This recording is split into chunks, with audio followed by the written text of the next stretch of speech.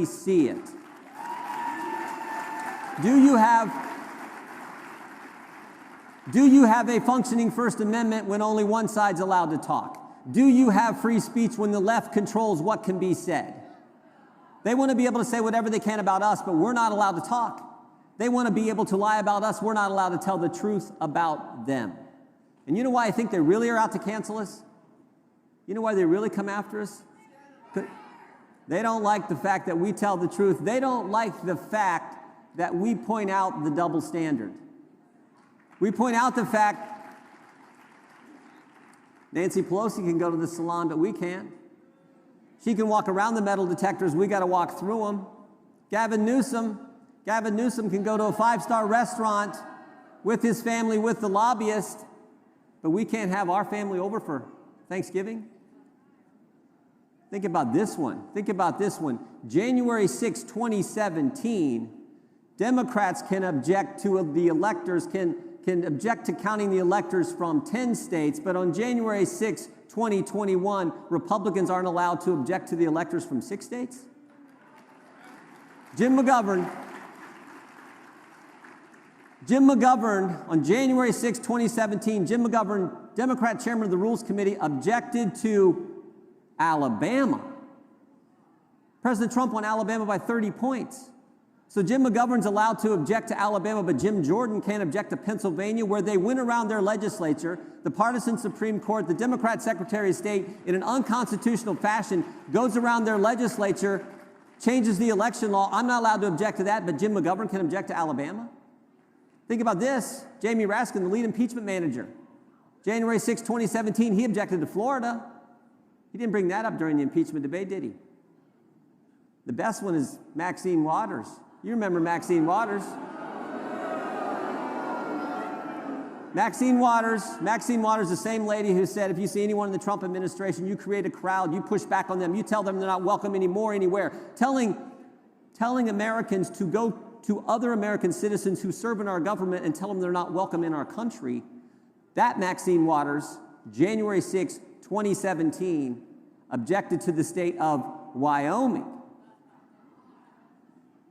President Trump won Wyoming by 40 points. So the reason the Democrats are so out to cancel us is because they don't like the fact that we tell the truth about them. They like the fact that they can engage in this hypocrisy and this double standard. And who do they want to cancel most? What individual do they want to cancel most? Yeah, the guy who did what he said when he was president of the United States, right? They want to cancel the guy. Yeah, you can clap for the president. You're going to get to do that a lot here this afternoon.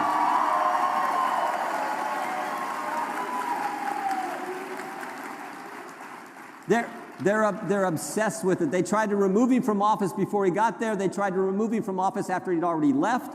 It's an obsession with the Democrats.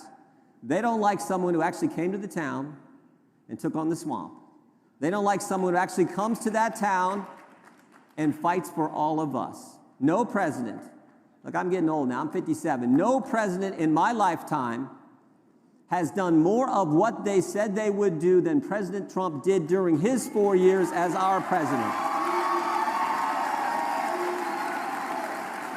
Hi again everyone, I hope you're all having a great day. So that clip you just saw was taken from the recent 2021 CPAC conference. While the conference was headlined by Donald Trump's speech, which I looked at briefly yesterday, this was another interesting moment for me. In his speech about uncancelling America, Jim Jordan pulled a number of recent hypocritical acts by elected Democrats in such an elegant way, while taking particular aim at Maxine Waters, who has on several occasions belligerently called for the public harassing of Republicans on the grounds of not agreeing with them. Here is a clip of one of those such occasions. Already, you have members of your cabinet that have been booed out of restaurants,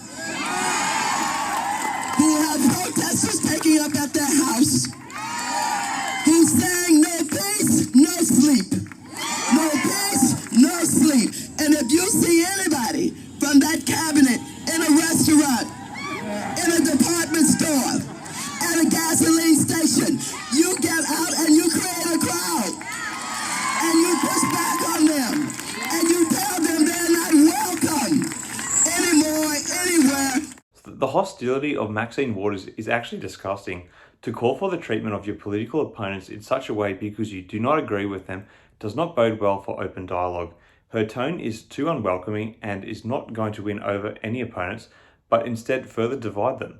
The actions she is calling for are both uncivil and show no respect for their intended target's right to privacy and civility. Jim Jordan's speech really honed in on this point as he painted the picture that many of America's left side of politics, through their support of cancel culture and aggression towards opponents, really don't mind not engaging with voices that contravene their own. Sure, not everyone is perfect, but elected officials are meant to be role models and set good examples for society to follow.